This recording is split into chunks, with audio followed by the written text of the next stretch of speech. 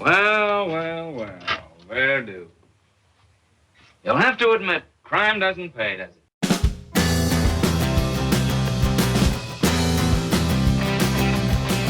Hi guys, welcome back to the channel. Welcome to the channel if this is your first time.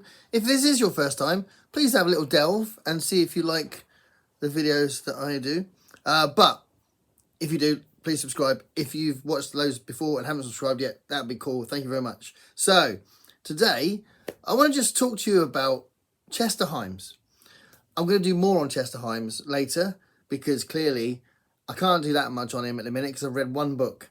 But this has happened. I've read this, right? Cotton Comes to Harlem. Cotton Comes to Harlem. I actually accidentally had two copies, but this is the coolest cover. It's awesome. But I've got the Penguin Classics one as well.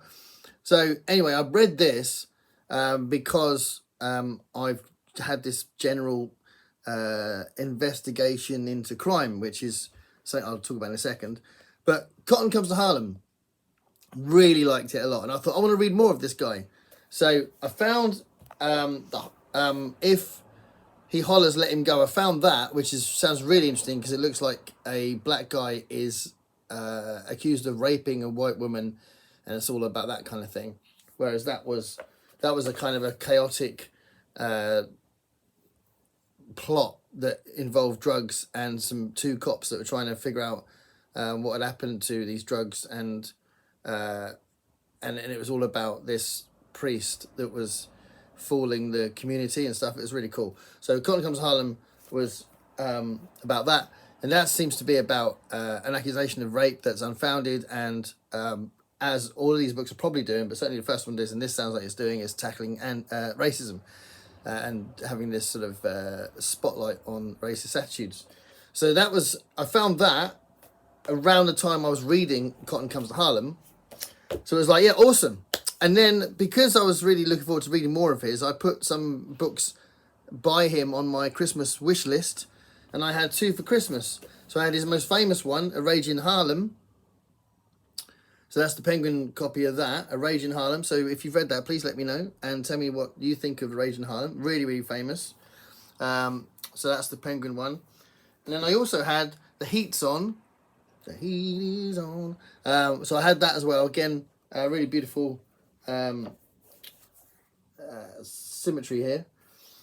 So I had those two for Christmas. They're very exciting. I had those two for Christmas, which is lovely. So technically that means I could have read 4 Chester Himes books if nothing else happened over the course of a few months or whatever.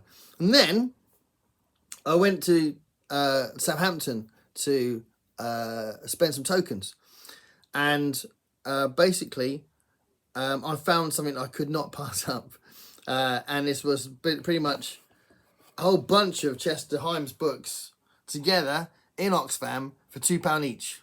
What? So now I have Blind Man with a Pistol,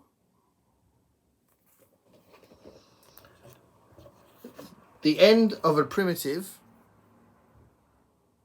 I don't know anything about these books yet. The Crazy Kill. The Real Cool Killers, which I've seen people comment about a lot. So The Real Cool Killers. And Cast the First Stone.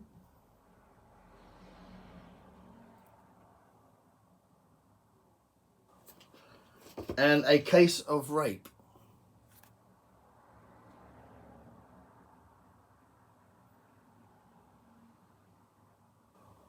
Yeah.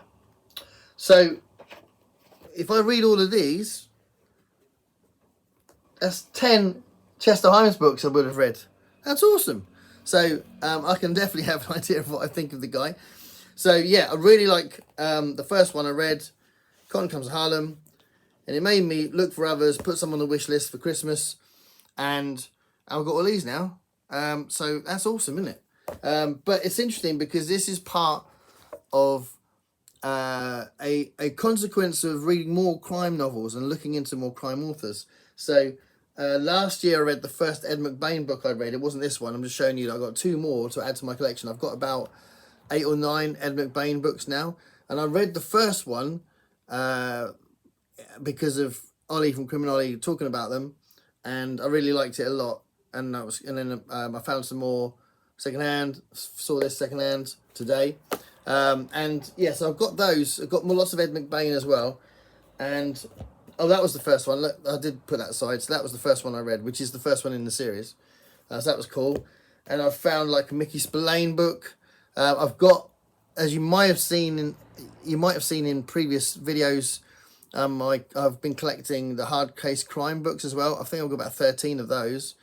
And the hard case crime books include lots by Lawrence Block, but I've got some others by Lawrence Block as well. So Lawrence Block is also an author that I've got a few of. And then those are kind of more sort of hard-nosed, violent books. And I think this is not quite as violent, I wouldn't have thought. But it's opened a door for me to have my radar up for this kind of thing as well. And this is interesting because this is the Red House Mystery by A.A. Milne. So it's a crime book, but I think it's a little gentler than these other books, which is lots of profanity and violence and drugs and sex and stuff like that. And I don't think that's going to be the case with this. But I don't know. Maybe I'm just thinking it's going to be Winnie the Pooh, but with people. Clearly not. But A.A. Milne wrote Winnie the Pooh. So that's pretty cool. So I did have this as well. And again, it's that idea of having my radar up for crime, which is really interesting. So I'm going to do a video soonish in the next couple of months about what I get out of these crime novels and why I've enjoyed delving into that genre, because it was really not something I used to read. If you go back a couple of years, it didn't happen. So last year I started like having a real experience with it, and this year I'm pushing that even more. So I want to do a video about that in general, but I just wanted to talk about Chester Himes and how exciting it is. I found a whole wad of these cheap, and I had those those are the ones for Christmas. So yeah, have you read Chester Himes? If you have, please let me know what you think. And if you're curious about these things, it'd be cool. If you've heard of A Rage in Harlem and thought, I remember seeing that film in the 70s, then maybe that's a thing, because some of his books have been made into films in the 70s, including A Rage in Harlem, and A Cotton Comes to Harlem as well. But yeah, really interesting guy. He was in prison. He was arrested for armed robbery when he was quite young, and his first writings were done in prison, which I think is kind of interesting.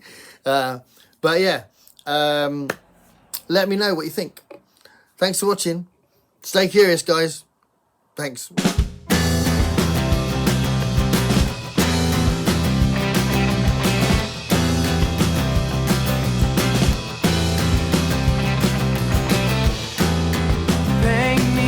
Picture of what it's like to be